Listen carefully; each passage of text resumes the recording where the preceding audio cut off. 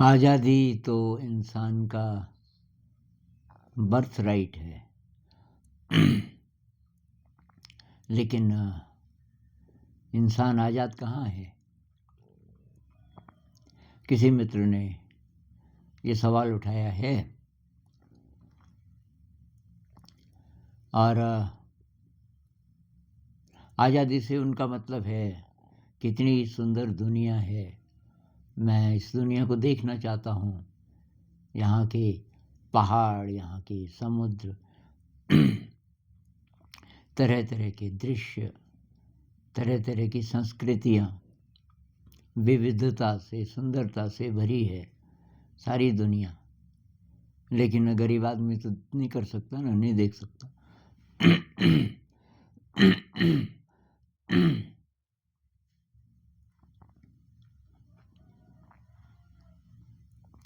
तो ऐसा क्यों है?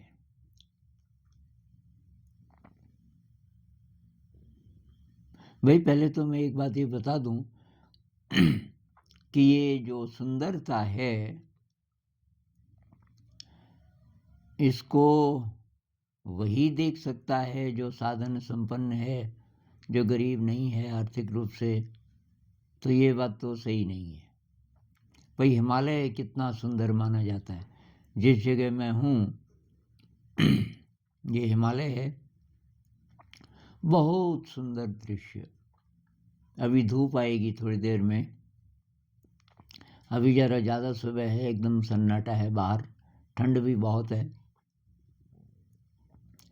हाँ, तो मेरे दोस्त लोगों ने एक अंगीठी लगाई मेरे कमरे में, इसलिए मैंने टोपी उतारी हुई है। कमरे में टेम्परेचर अभी काफ़ी सही है, मैंने कुछ देर पहले जलाई थी। तो इतना सुंदर है, लेकिन यहाँ के लोग तो देखते ही नहीं। जो गांव के लोग हैं और इतने गरीब भी नहीं हैं, मतलब ठीक ठाक चल रहा है काम। उनमें से किसी को बोलो कि भाई देखो आज क्या शानदार धूप है, पहाड़ कितने सुंदर लग रहे हैं, जगमगा रहे हैं, तो देखते हैं। क्या देखना, पहाड़ रोज ही हैं। तो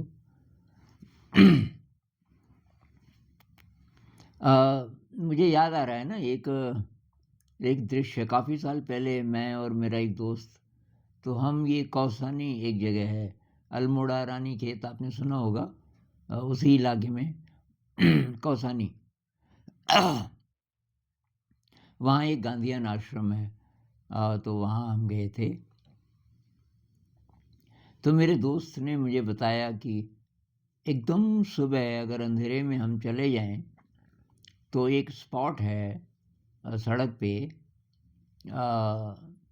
और वहाँ से सनराइज़ दिखता है हिमालय पे। हिमालय की जो सबसे ऊंची चोटियाँ हैं उन पर जब पहली धूप पड़ती है तो अद्भुत दृश्य है। तो वहाँ चलेंगे सुबह। मैंने कहा ठीक है। तो हम सुबह चल पड़े, मेरे ख्याल से 5 भी नहीं बजे थे, एकदम अंधेरा था। तो वो ले गया और उस स्पॉट पे जब हम पहुँचे एकदम सन्नाटा। फिर मैंने देखा वहाँ कम से कम 60-70 लोग थे। वो सारे पता नहीं कहाँ कहाँ से आए थे, ज़्यादातर बंगाल के थे और अपने वेस्ट बंगाल के, यही देखने के लिए।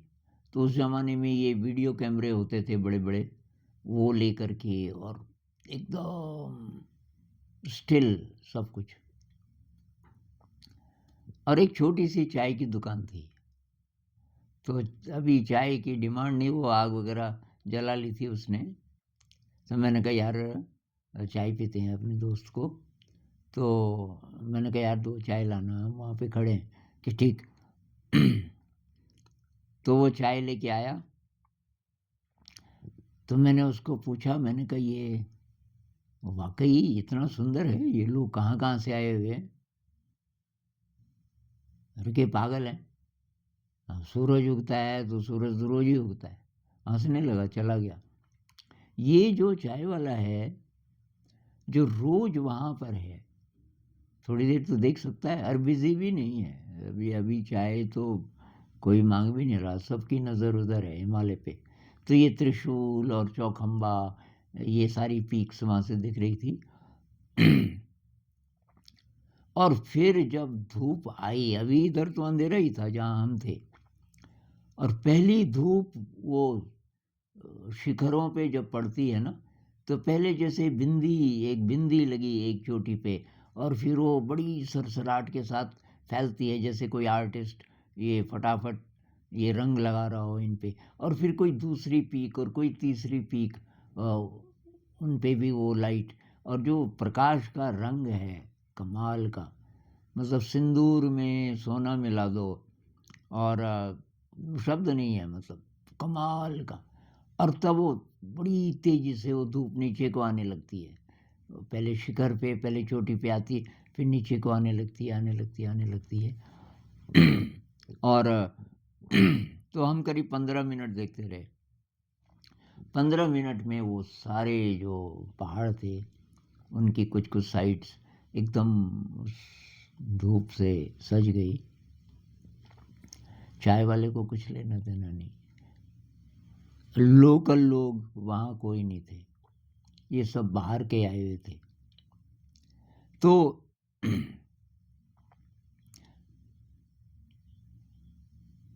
अब इसमें मेरे ख्याल से ये भी बात नहीं है कि रोज रोज उपलब्ध है इसलिए उसकी वैल्यू नहीं है, और जो ज़रा दुर्लभ होता है, दूर होता है, उसकी वैल्यू ज़्यादा होती है, ऐसा देखने में आता है।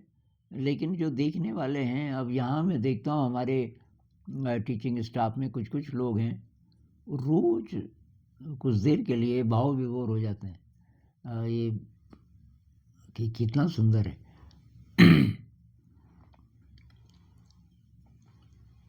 तो भाई ये जो है ना आज़ादी,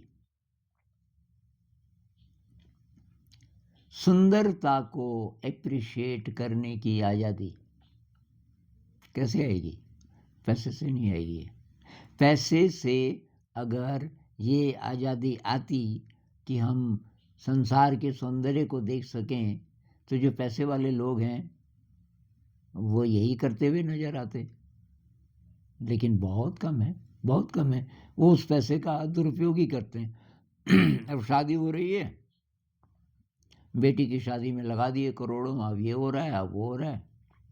अब सैर कर रहे हैं लेकिन देख नहीं रहे, सैर तो कर रहे हैं कि इस देश गए उस देश गए, लेकिन देखा कुछ नहीं।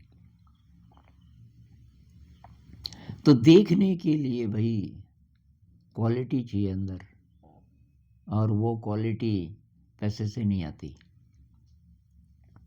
और पैसा नहीं हो तो वो क्वालिटी होगी, ऐसा भी नहीं है। मतलब इसमें बाहर की गरीबी अमीरी का कुछ लेना देना नहीं है, जो रियल फ्रीडम है। और कोई पूरी दुनिया घूम के आ गया लेकिन उसने कहीं भी कुछ भी सुंदरता देखी, जरूरी नहीं है, ऐसे बहुत सारे लोग हैं।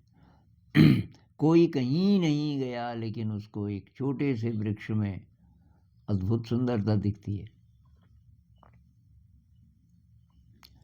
तो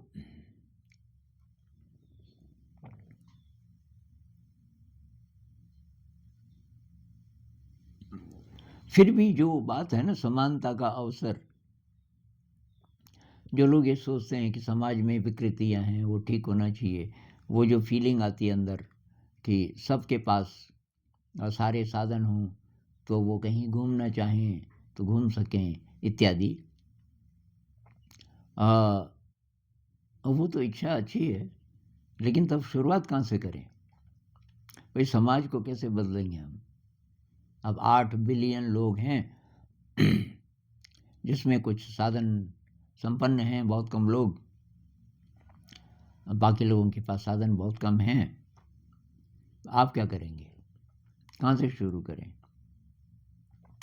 तो मेरे ख्याल से तो हम एक व्यक्ति की जिम्मेदारी लें, तो 8 बिलियन नहीं, एक व्यक्ति की जिम्मेदारी लें कि भाई एक व्यक्ति को हम अच्छा इंसान बनाएंगे, और वो एक व्यक्ति हैं आप।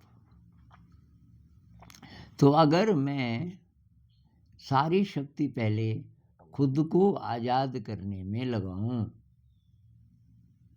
अब आज़ाद कैसे?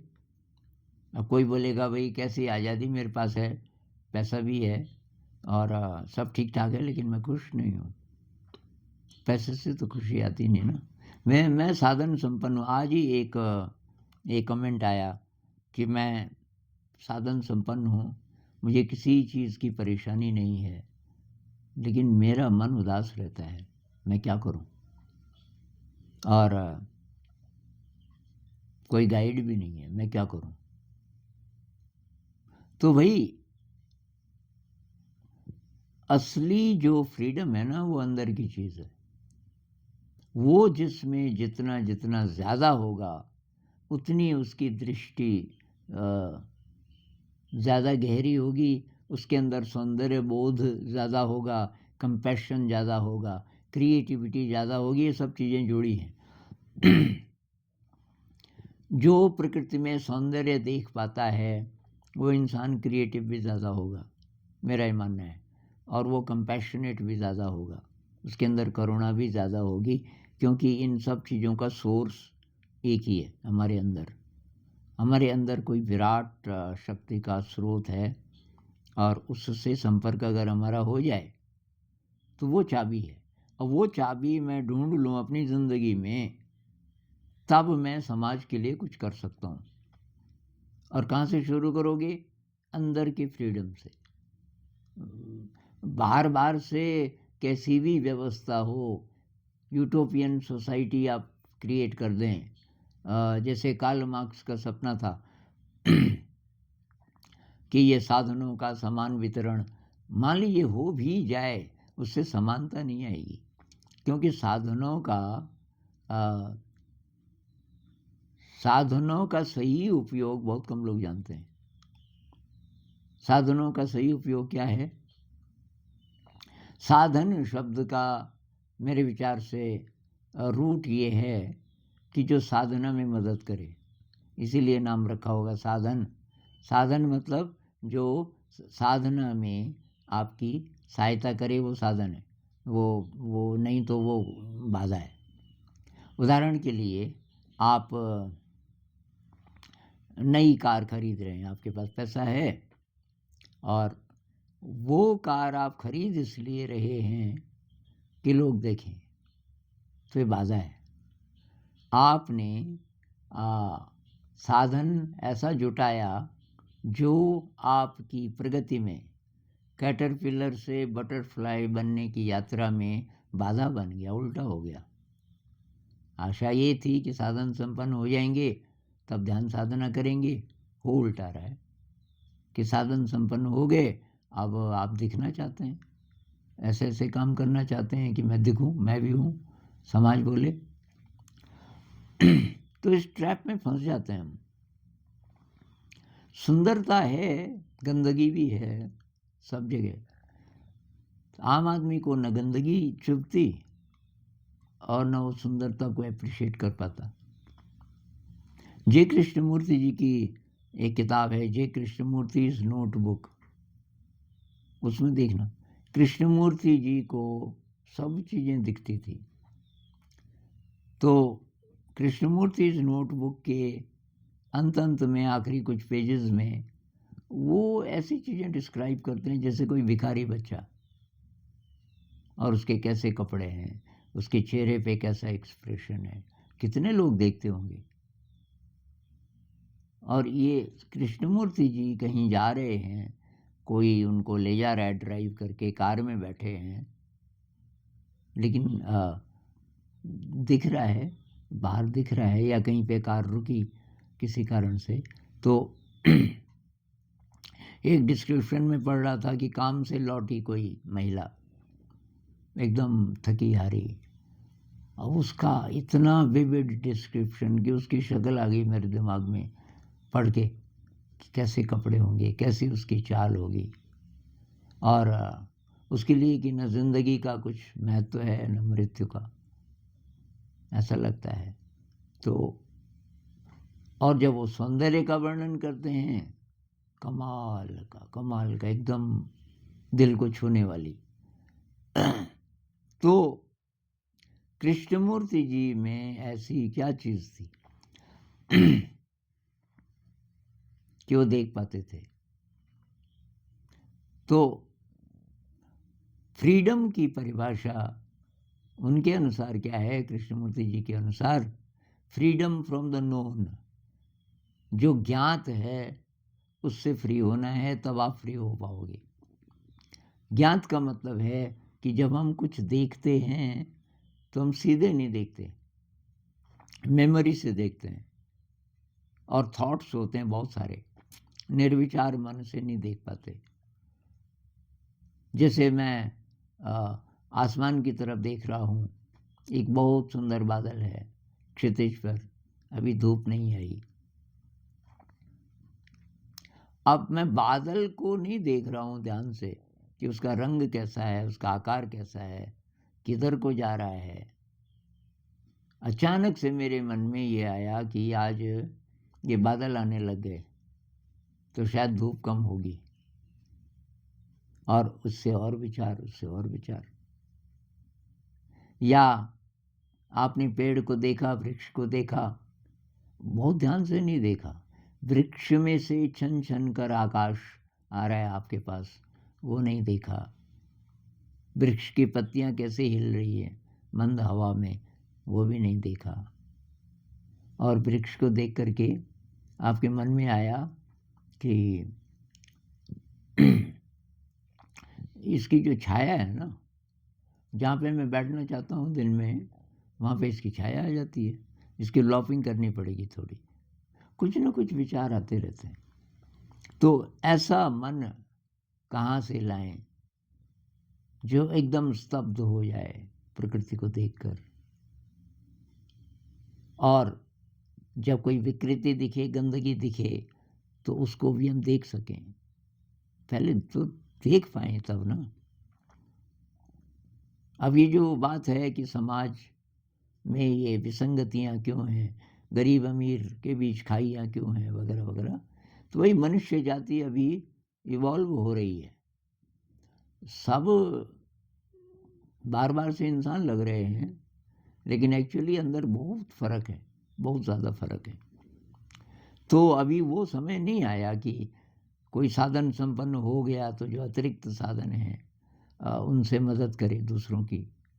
ऐसा हो जाए तो एक हफ्ते में गरीबी अमीरी सब खत्म हो जाए, न कोई अमीर रहेगा क्योंकि वह वो बराबर हो जाएगा गरीब के, और न कोई गरीब रहेगा, सभी ठीक से साधन संपन्न, लेकिन अतिरिक्त साधन नहीं।